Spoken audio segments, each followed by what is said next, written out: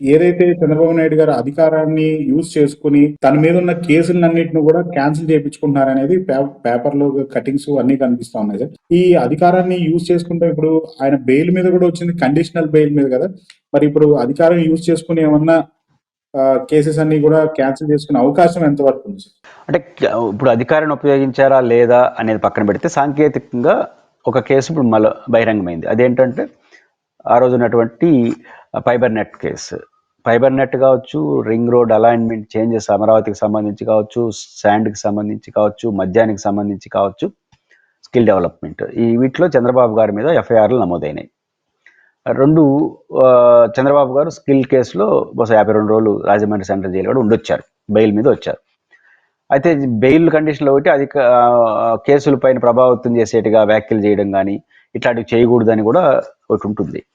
ఇక్కడ సమస్య fibre net కేసులో వాళ్ళకి సంబంధించినంత వరకు ఆరోపణల పైన గత ప్రభుత్వం నమోదు చేసింది. ఆ గత ప్రభుత్వంలో ఎండీగా ఉన్న వారే ఇప్పుడు ఆధారాలు లేవని విత్డ్రాకు కేసు పెట్టాడు, అంటే ఎండీ హోదాలో. అంటే ఆధారాలు లేవనుకుంటానని నేను కేసు విత్డ్రా చేసుకుని ఆయనను ప్రజెంట్ ఎండీగా ఉన్న వ్యక్తి మాకు అభ్యంతరం లేదని సర్టిఫై చేయడం, ఈ రెండు కేసు పెట్టిన వాళ్ళే ఉపసంహరించుకోవడం వల్ల కోర్టు యాక్సెప్ట్ చేసింది ఆ కేసును క్లోజ్ చేయడానికి అని వార్తలు వస్తున్నాయి. కోర్టు ఆర్డర్స్ అవన్నీ చూడాల్సి ఉంది.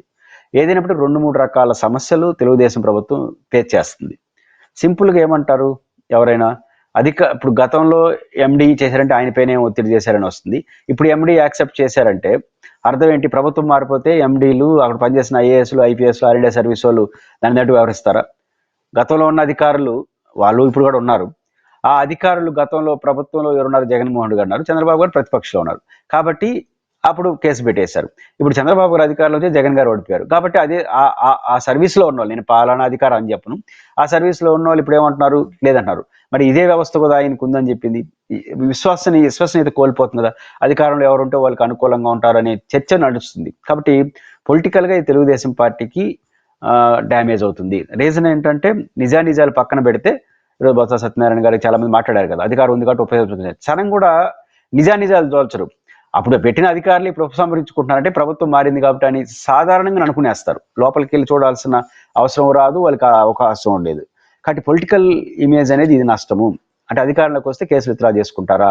అయితే ఇక్కడ కేసులు విత్డ్రా చేసుకునే చరిత్ర లేదా ఉంది.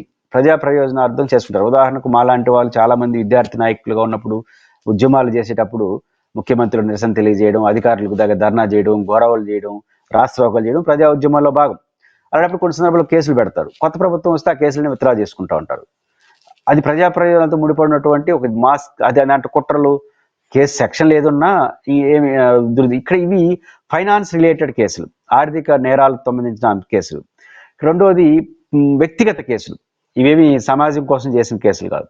కాబట్టి ఆ రీత్యా చూసినప్పుడు ఇట్లాంటి వాటిలో ఇక్కడ టెక్నికల్గా ప్రభుత్వం ఉపసంహరించుకోలేదు, కన్సల్ట్ అధికారం అంటే అధికారం అంటే ప్రభుత్వమే కదా అన్న చర్చ వస్తుంది. కాబట్టి కేబినెట్ ఆమోదించేసింది కాదు, అధికారుల లెవెల్లో ఉపసంహరించుకున్నారు కాబట్టి ఆధారాలు లేవని కొట్టేసి ఉండొచ్చు.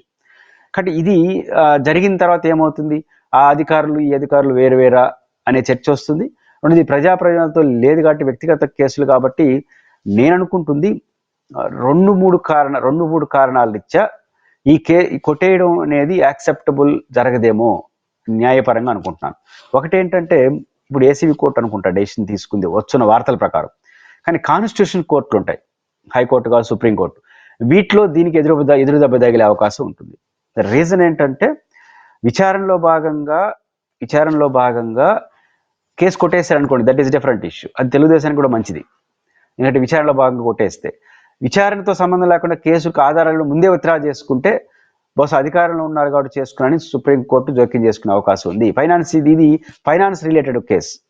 ఇది ఏదో ప్రజా పోరాటాలు, ధర్నాలు, రాష్ట్రోకలు చేసిన కేసు కాదు. ఇది ఫైనాన్స్ ముడిపడి ఉన్నటువంటి కేసు. ఇండివిజువల్ ప్రయోజనాలు దీంట్లో చుట్టూ నడుస్తూ ఉంటాయి. ఆ రీత్యా చూసుకున్నప్పుడు కాన్స్టిట్యూషన్ కోర్టులు దీన్ని అంగీకరించే అవకాశం లేదు ఇన్ జనరల్గా. పైపించి వైసీపీయో లేదా వైసీపీ సహాయం తీసుకుని అయితే ప్రజాప్రతినిధి ఎవరైనా కేసు వేస్తే అప్పుడు కూడా కేసు తీసుకునే అవకాశం ఉంది.